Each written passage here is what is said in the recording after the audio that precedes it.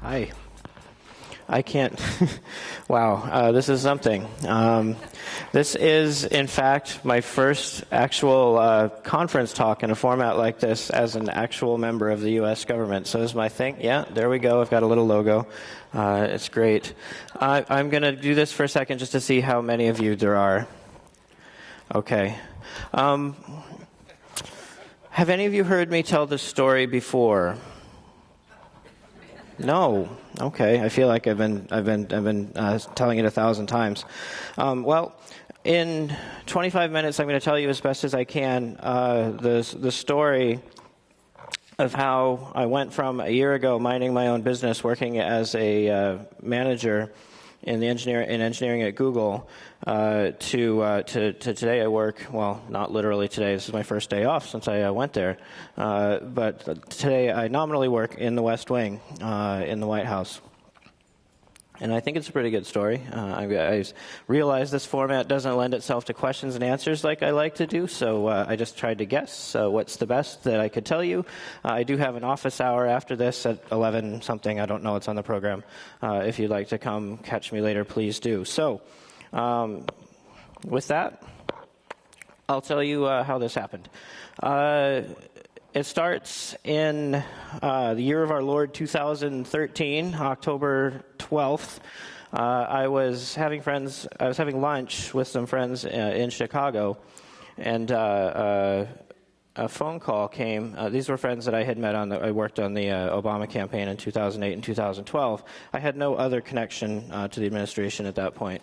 But while I was having lunch with them, they got a phone call. And I wasn't on the phone call. I was just at lunch, and he came afterwards and said, "So, this Healthcare.gov thing looks kind of serious. They're going to try and bring in some people to take a look. Maybe help them figure out how to fix it a little bit. Would it be okay if we listed your name as like a consultant, or like we can call you on the phone, or maybe you can help us out with a little bit of that scaling stuff that you have done at that company that you work at?" And I said, "Sure, go ahead. You can, if it matters, if anybody cares, you can put me on the paper as a consultant." They said, "Good." A couple of days later, they said, "Call this phone number at 8:30 a.m. Eastern." This is not very convenient since I live in California. Call this phone number at 8:30 a.m. and they'll give you some more information. So I'm kind of annoyed at having to get up at 5:30 a.m. and I do, and I call this phone number. I can't hear really what's going on. It's very confusing. There's a guy talking who I've never heard before, never met before. He's telling some other people who I've never heard, never met before, about a group of people, some of whose names I know, a couple of names I know, several that I don't, and me. And after some more listening, it becomes clear that he is introducing this group of people. He's in some room in Washington, D.C. I'm listening on like a conference phone or somebody's iPhone. I can't really tell. And he's describing to people like Marilyn Tavenner, the administrator of CMS, the Centers for Medicare, Medicaid Services, which is the agency that runs Healthcare.gov. He's telling them that this group of people, to include Mikey Dickerson, is going to fix Healthcare.gov and everything's going to be okay.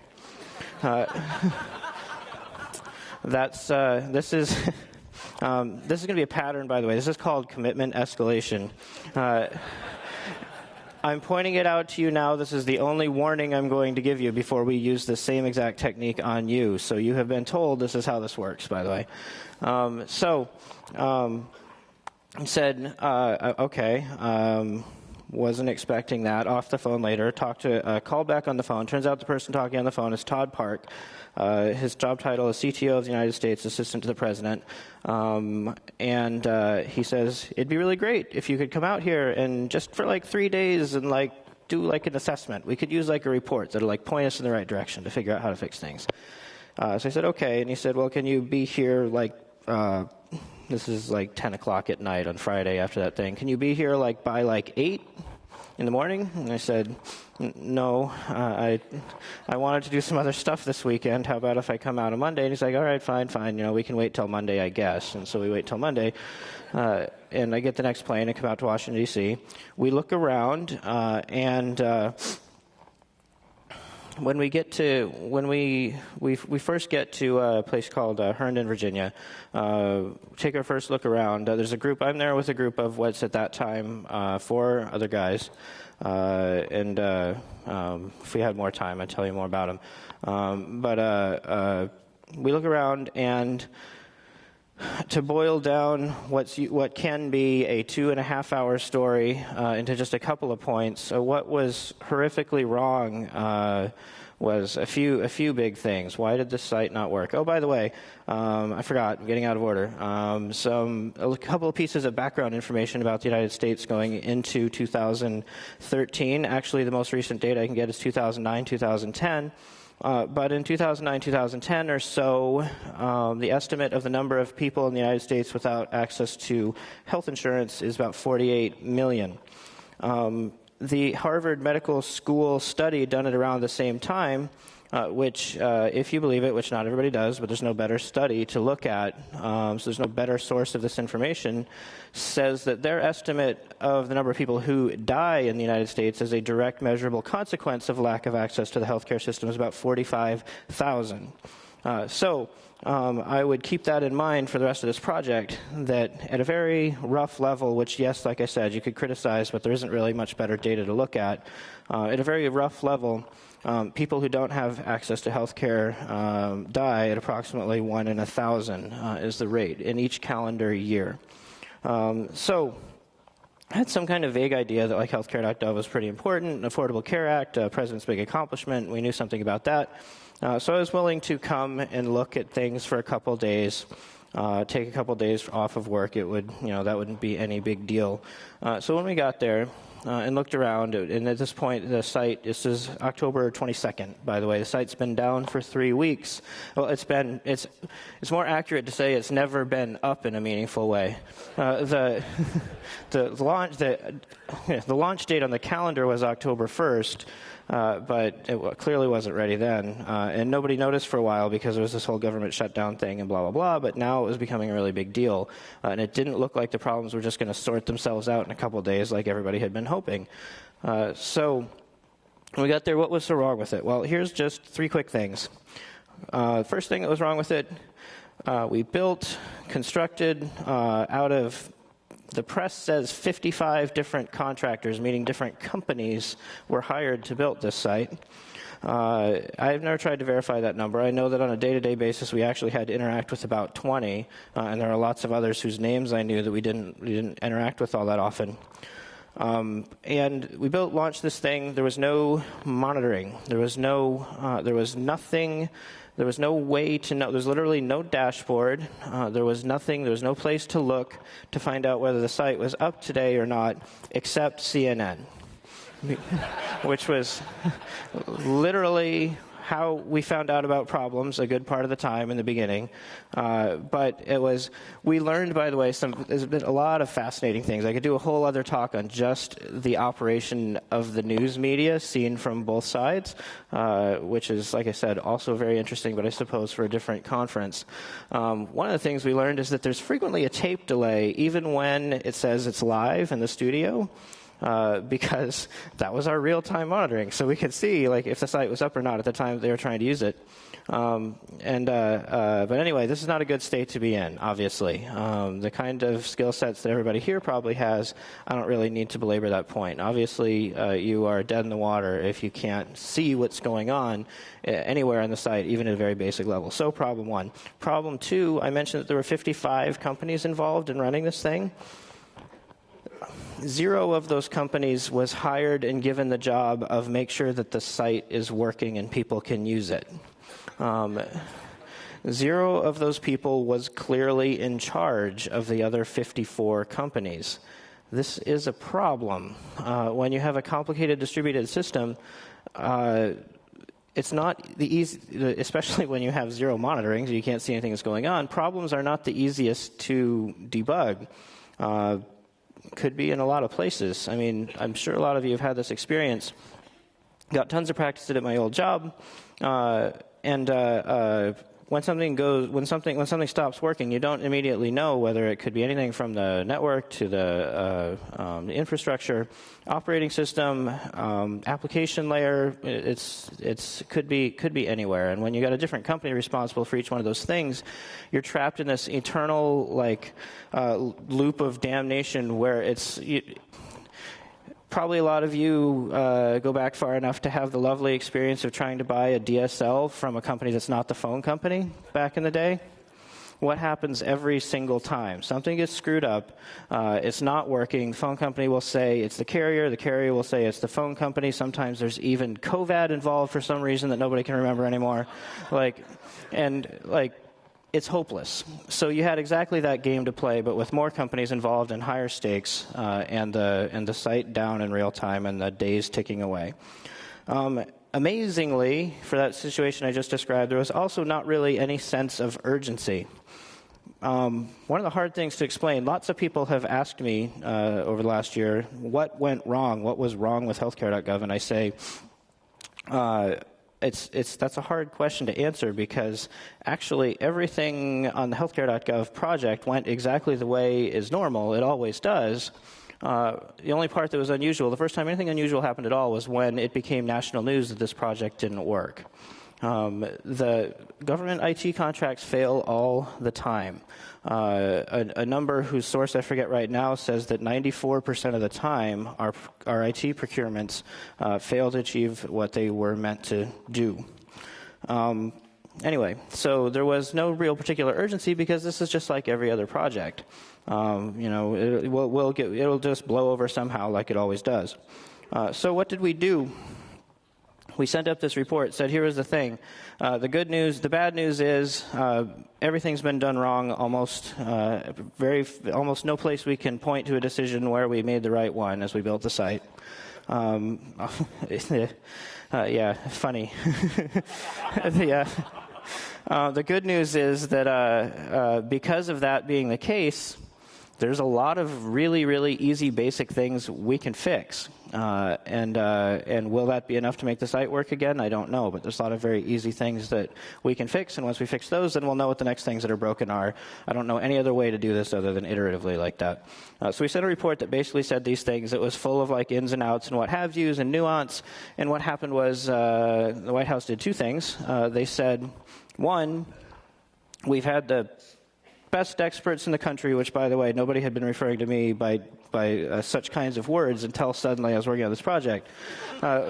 We had the best experts in the country look at healthcare.gov, and they are confident that we can have the site working smoothly for the vast majority of Americans by December 1st. And then, approximately simultaneously, Todd and other people came back and said, it would be really super awesome would be if you could stay a few more weeks and fix some of those things that you found that are broken, because you seem to know what you're doing, so we really would like it if you could fix it. The goal at this point, the number that they're asking us to shoot for at this point is if we could just get 4 million. We started out with the Congressional Budget Office saying that we would get 7 million people enrolled through the Affordable Care Act this year. If we could just get 4 million, we can make that work. That'll be good. The law will survive. The big danger here. Oh, by the way, the sales pitch for why you should fix this, and this is what other people told me, is if we can't make this website work in this year, 2013, if we can't have people enrolled and receiving benefits in the calendar year 2014. We're going to have no choice but to delay the implementation of the law. That's going to be the physical reality. Whether it's legal or not, whether anything, it doesn't matter. If it doesn't work, it doesn't work. If that happens, the administration and everybody else, are going to ride into the 2014 election with absolutely nothing to show for this very, very divisive and unpopular with some parts of the country law. It's probably going to be a disaster for the 2014 elections, but even if you don't care about that very much, if you care about health care reform, this is where there have been a lot of tries, there have been very few successes. Almost nothing, literally nothing, I think, since Medicare and Medicaid was established, which is in the 1960s. Many presidents have tried. All of them have failed. This one will also fail if we cannot make this website work. The law will be repealed after we get crushed in the election, and no one will try healthcare reform again for another generation. But we really want, your honest opinion of whether you can make this work or not. So, unsurprisingly, we came up with an opinion that said that it could possibly be made to work if you really pulled out all the stops and induced all these people who had so far not shown a ton of urgency about fixing the problem to behave heroically. So here we go. So we agreed to stay for a few weeks, trying to get 4 million people. What do we do? Well, the solutions are probably pretty obvious. Again, I could talk about this for an hour, but if you have no monitoring, create monitoring. We did that in the first few days. It was not that hard. It was actually hard to get it rolled out across the entire site to all the dark corners, but to get started was not that hard. We created a war room. All this is going to sound like really basic stuff, and it is really basic stuff. It's kind of the point I'm making. All those companies, we made them all come to the same place. We set up the whole 4th floor in the office, rented a whole bunch of space. They bought TVs. They installed TVs. We set up these desks. We made it look like mission control. We had like little table tents with like what your job was. Started having 2 meetings a day, 2 stand-up meetings a day we called it, but they were really just operations meetings, and they were usually too long for anybody to actually be standing up.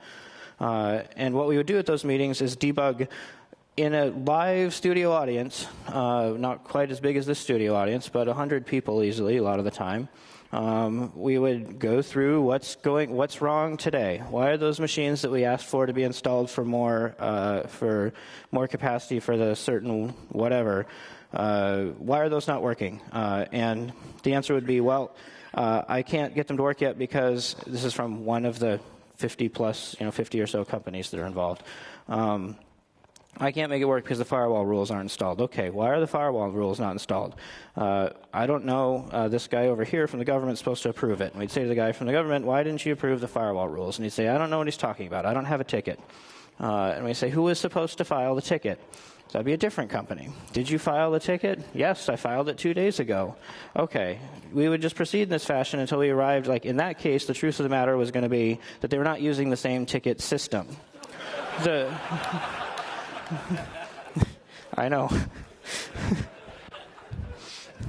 Some days I can laugh at these jokes and some days I can't. But especially at 9 in the morning. But anyway, we would do that. It was incredibly expensive with 60 people watching. We would do it twice a day. We did it every day for 100 days in a row. I counted at one point for some reason, decided that I had personally emceed about 130 of those meetings in a row at 10:30 a.m. and 6:30 p.m. It's now into December. This is what happened to my few weeks, by the way. And December 1st comes around, and amazingly, things sort of work, at least well enough that the press decides that... The press, by the way, also decided that this was Healthcare.gov Relaunch Day, December 1st. There was nothing special about December 1st on the calendar whatsoever. It was just we had randomly said that we would probably fix the first couple layers of problems in about 4 or 5 weeks. And then somehow this got translated into the idea that we were going to write a whole new version of it and then throw the switch and turn it on December 1st, which was not what happened at all. But nonetheless, we got a ton of attention on that day, and things went kind of okay. They continued to go kind of okay through December into January. I finally went back home January 6th. We had brought in other people by then to take over the same role that I had been playing and the others in the group had been playing. By the time it was all done, the thing called the tech surge or the ad hoc team or whatever in different situations had 19 people doing the operations type job. The 9-week period that ended December 31st, which I sent an invoice in for, averaged 17 hours per day billed, 7 days a week, no days off. That was not a lot of fun. I only point this out by way of saying that the other people involved worked as hard in a lot of cases. It was a Herculean effort.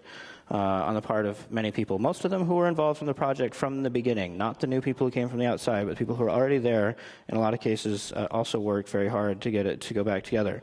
Now, at the end of the end, March 31st, enrollment period sort of ends. There was kind of a special enrollment period. Don't worry about that for the moment.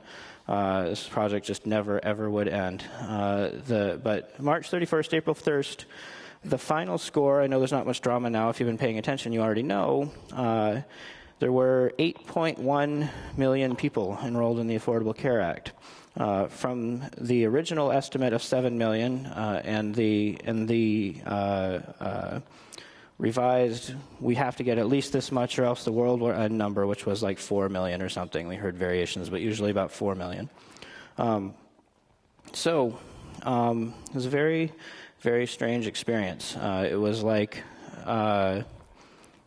this imposing castle that everybody figured was totally unfixable. We didn't expect to fix this, by the way, when we started working on it. We just figured we would give it our best shot because somebody had to, and then we'd disappear and nobody would ever know we were there. That's what we were expecting in October and November. And so this very, very formidable obstacle, when you pushed on it even a little bit, fell apart. It was made out of sand. It was not... Nothing we did was actually that hard. It was very labor-intensive, like I just said, but it was not hard. It didn't require inventing any amazing new techniques of management or of website management or anything like that whatsoever. So I went home. Now, what? So why did that work at all? Well, first it was a coordinated kind of guerrilla attack from several vectors at once. It was the people who are already part of the project, the people who are already on the project who wanted the thing to work. And I would be lying if I said that was all of them. It was not. There were some people that didn't care a hell of a lot, and there were some people that just aren't very good at their jobs, and that was all true. But there are also people in the same companies that did want to do their best, that were as frustrated as anybody else with the conditions that they had to work in, and just needed somebody to move obstacles out of the way. So there are people inside the existing establishment. There are people from outside the establishment, which was the people who came as part of the ad hoc group. That was me and the others. And there was the very highest level support from in the government itself, which was what made removing those obstacles possible. We could escalate, and did frequently, to every possible level in the federal government, including the commander-in-chief. The president was getting regular updates on this topic then. I wasn't part of that stuff at that time because I was actually busy on the phone doing operations work all day, every day. But we had all those pieces together. So I went back to my regular job and tried really hard to care about it again. And it was hard. There's nothing wrong with the job I had before, but from what I had just seen, Healthcare.gov is just one of hundreds of such projects. There are lots and lots of places. I'm going to run out of time very quickly, so I'm going to try and cover this last bit very quickly. Weird stuff started to happen. I was on the cover of magazines, as John said, and at every opportunity I said, "What did you guys do that was so amazing and magical?" And I said, I don't know, told people to do their jobs, installed monitoring, this wasn't like rocket science. But the impact on the country was obviously just totally out of all disproportion to anything I could have ever hoped to accomplish in my old job. So it was kind of probably, the fuse had already been lit. It was probably only a matter of time before they successfully persuaded me, which was May, June or so, to walk away, come to Washington, D.C., and create a new thing called, United States Digital Service, as it says. And that's what we do now. So why am I telling you all this? I have to skip a whole bunch of details because I am out of time. But the punchline I wanted to get to, the reason to tell you all this is that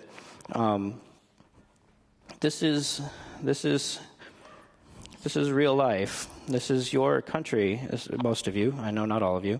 Most of you didn't get a choice in that matter. You were just born here. And there may be things you don't like about your country, but just like there's things you may not like about your parents, it's kind of only two choices you get. You can make the best of it or don't. In our country is a place where we allocate our resources through the collective decisions that all of us make. We allocate our resources to where we have thousands of engineers. And engineering is is critical to the functioning of society at this point. This is not the the thing that you could ignore that was in the corner like it was 20 or 30 years ago. We allocate our resources to the point where we have thousands of engineers working on things like picture sharing apps. When we've already got dozens of picture sharing apps, we do not allocate anybody to problems like this is just. Really quick. This is just a handful of things that I can remember as I was going to bed last night of things that I've been asked to staff in the last week or so and do not have adequate staff to do. Kids in foster care are regularly victims of identity theft because a whole lot of people have access to all their identifying information, and it's a good way to get a credit card that you don't have to then pay off. Food stamp distribution gets hung up a lot of times for really stupid reasons. The process by which immigration, by which you become a citizen or a permanent resident, is very long and has very expensive fees, as some of you know, and it's not the most reliable thing. Federal pensions are processed literally in a limestone mine in Boyers, Pennsylvania. I could talk a half hour just about that. It's a fact. If you search later on your favorite search engine, which I assume is Bing, then type in sinkhole. Type in sinkhole of bureaucracy. It's a real thing. And the ones that everybody knows about, like the VA. These are all problems that need the attention of people like you. We have ways to do it. This is all the details that I had to skip because I used up all my time. But the government has a unit called 18F inside GSA, which is doing this delivery right now.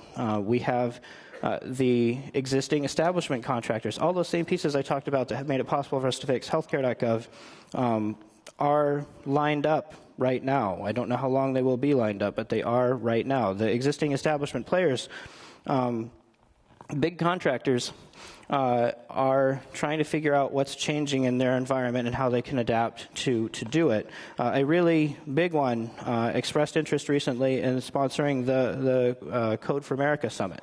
And I don't know whether that will actually come to pass or not, but I don't think the question's ever been asked before.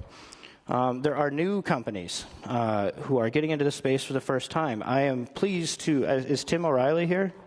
Probably. He's here somewhere. I'd love to congratulate him on just a few days ago, I found out that he and a co-founder have created something called the Gov Tech Fund so that companies that are seeking VC money have somebody to talk to who's sympathetic to getting into this business. VCs have historically not been, which is partly how we got where we are. And, of course, there's my group, there's the United States Digital Service. We work directly in the White House, and we have the support. Again, we can escalate to the highest levels in the White House when we need to get an obstacle changed. So this is all I came to say. These problems are fixable. These problems are important, but they require you to choose to work on them. So think about coming out and doing a 3-day assessment maybe sometime. And that's what I came to say. So thank you.